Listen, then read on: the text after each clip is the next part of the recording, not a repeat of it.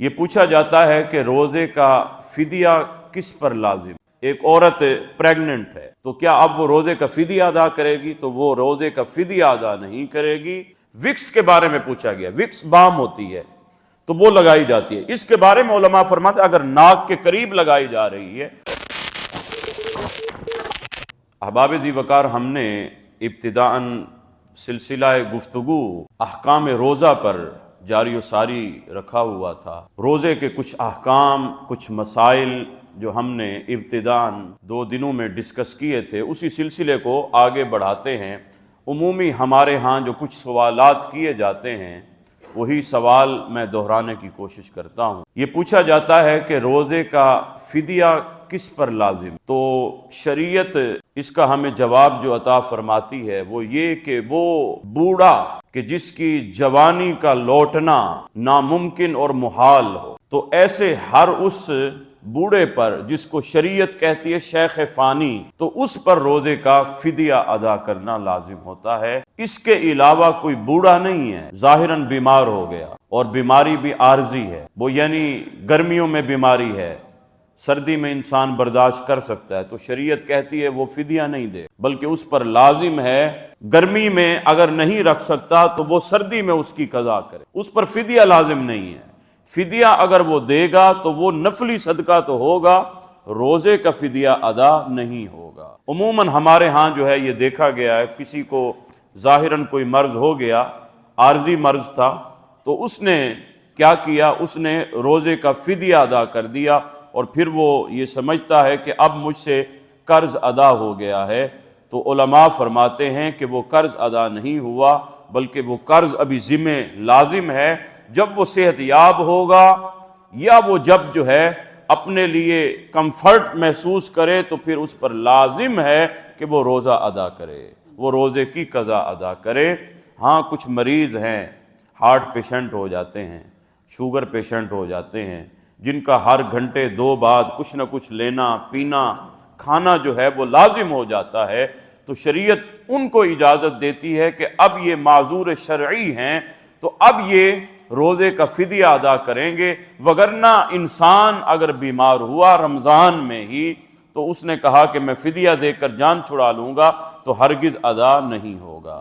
اسی طرح پوچھا گیا، ایک عورت پریگننٹ ہے تو کیا اب وہ روزے کا فدیہ ادا کرے گی؟ تو وہ روزے کا فدیہ ادا نہیں کرے گی جب اللہ عز و جل اسے اولاد کی دولت سے سرفراز فرما دے گا، جب وہ صحت یاب ہو جائے گی تو وہ اچھے دنوں میں پھر اس پر لازم ہوگا کہ وہ اپنے روزوں کی قضا کرے۔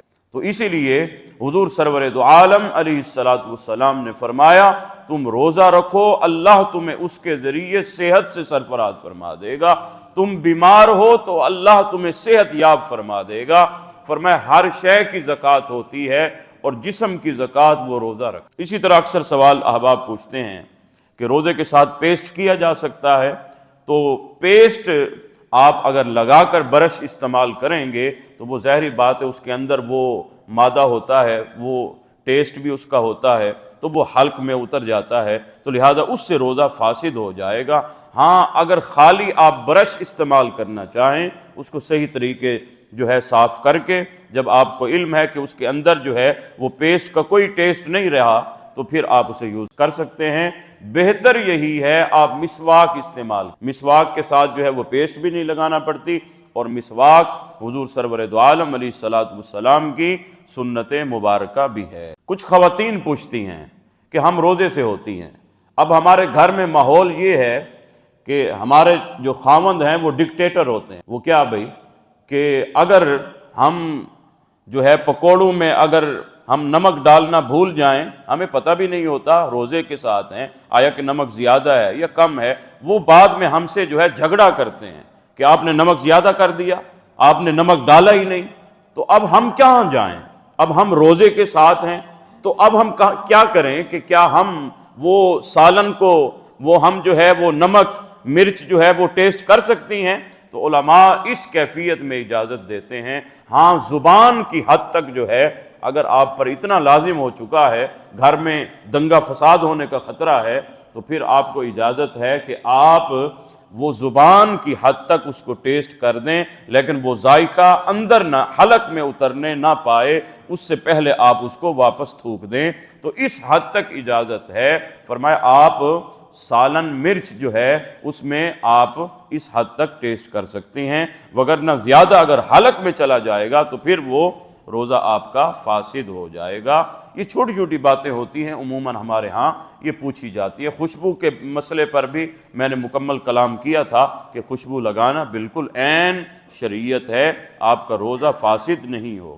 وکس کے بارے میں پوچھا گیا، وکس بام ہوتی ہے تو وہ لگائی جاتی ہے۔ اس کے بارے میں علماء فرماتے ہیں اگر ناک کے قریب لگائی جا رہی ہے تو اس میں لیکوئڈ ہوتا ہے، تو اس کے کچھ بخارات وہ اڑتے ہیں، وہ جس کے ذریعے وہ جو ہے وہ اندر جاتے ہیں، تو پھر وہ جا کر انسان جو ہے وہ اپنے لیے کمفرٹ محسوس کرتا ہے۔ تو فرمایا اگر وکس جو ہے وہ ناک کے قریب لگائی جا رہی ہے تو پھر جو ہے وہ ایسی بام جو ہے لگانا، روزے کی حالت میں اس کو احتیاط کرنا چاہیے، وہ ایسی وکس جو ہے وہ ناک پر مت لگائے۔ ہاں اگر جسم کے کسی اور حصے میں اگر وہ لگاتا ہے تو پھر اس کا کوئی اثر نہیں ہے، کیونکہ وہ بخارات اڑ کر جو ہے وہ ناک میں جانے کا خطرہ نہیں ہے، کیونکہ روزہ تبھی ٹوٹتا ہے کہ ناک کے ذریعے کوئی چیز حلق میں چلی جائے، آنکھوں کے ذریعے چلی جائے تو آپ، یا منہ کے ذریعے اندر چلی جائے حلق کے اندر، تو پھر آپ کا روزہ فاسد ہو جاتا ہے۔ اب اکثر پوچھا جاتا ہے بھولے سے کھانا کھا لیا، بھولے سے پانی پی لیا تو کیا روزہ ٹوٹ گیا؟ روزہ نہیں ٹوٹا۔ حضور آقا علیہ الصلوۃ والسلام نے فرمایا بھولے سے انجانے میں پتہ نہیں تھا روزہ ہے، وہ جیسے انسان کی فطرت ہے، فریج کھولا تو اندر ٹھنڈی پانی کی بوتل تھی تو وہ بوتل جو ہے وہ کھولی اور جو ہے انسان پانی پی گیا، پھر جب بیٹھا تو خیال ہے اوہ میں تو روزے سے تھا، تو اب پھر پریشان کہ روزہ تو ٹوٹ گیا، تو روزہ ٹوٹا نہیں۔ فرمایا بھولے سے تم جو کچھ کھاتے پیتے ہو وہ اللہ تمہیں کھلاتا ہے، تمہارا روزہ کہیں نہیں جاتا، وہ روزہ تمہارا باقی ہے۔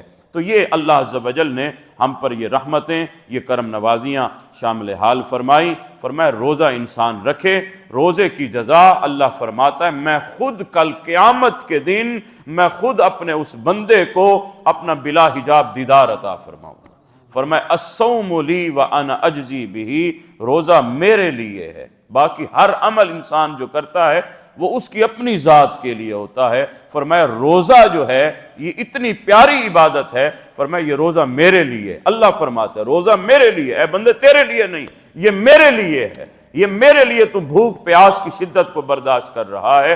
وَأَنَا أَجْزِي بِهِ، جزا بھی میں دوں گا اور جزا میں خود ہوں گا، میں قیامت کے دن اپنے بندے کو دیدار عطا فرماؤں گا۔